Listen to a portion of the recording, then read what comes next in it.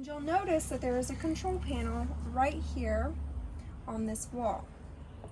This control panel is where you'll check your levels and control some features inside of the RV. So right here are all your levels, and they have little buttons above each word. So first you have LPG. LPG stands for propane. That's going to run most of your heating features, like your stove, your oven, water heater, house heater. This is also going to run your refrigerator while driving. All you do is click the little button, and you'll see it shows you your levels right here. So right now you have 2/3 of a tank of propane. This may vary depending on the time of you renting. Next to that, you'll see the word BAT. This stands for house battery, which is different from your chassis, and it runs about 90% of the items inside the RV. Now there's 4 items that the battery does not run, and those include your AC unit, your microwave, your 110 outlet, and your televisions. So these 4 items will not run on just the house battery. They're going to either run on your generator or a power plug up. So right now you have about 2/3 of a battery, but this should be full when you rent. Next you'll see fresh. Fresh stands for fresh water tank. This tank holds portable water for on the road, and right now that is currently full.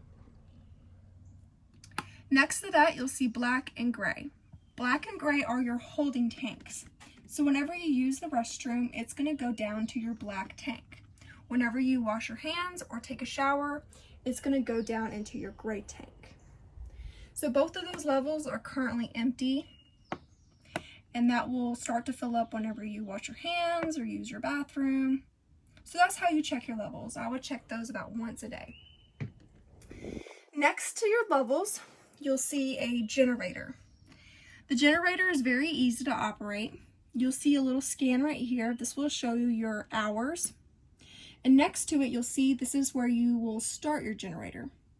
So all you do is hold down stop, wait for this little red light to turn on. Once it's on, you hold down start. You release your finger from start when it's fully cranked. Now there's a few things to keep in mind that play in with your generator. Your generator does run on the same fuel your engine runs on, and your generator will automatically shut off at 1/4 of a tank.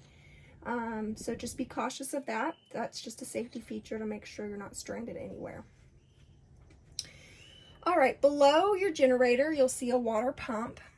This water pump right here, when I turn it on, I now have access to all of my water features, such as my sink, shower, and toilet.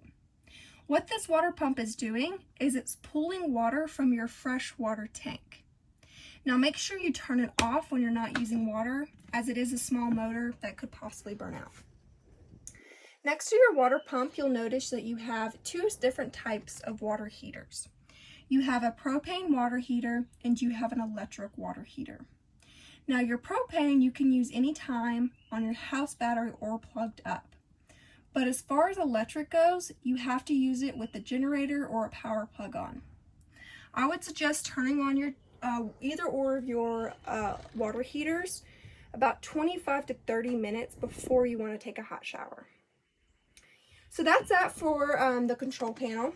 A lot of it's just trial and error.